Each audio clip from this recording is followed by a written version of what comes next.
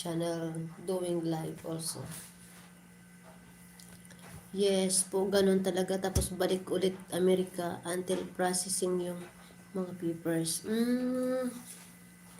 Kaya pala, now I understand. Yes, ma'am, I am live. But Pupendra, as I know, if your main channel is live, don't go to the other live using your main channel. You must use your Ninja account or your another account.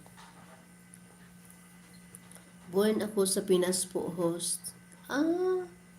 Born ka sa Pinas? So, paano yung pumunta ka ng, di may passport ka, yung pumunta ka ng Amerika, ng US?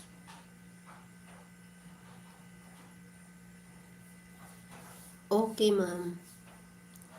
You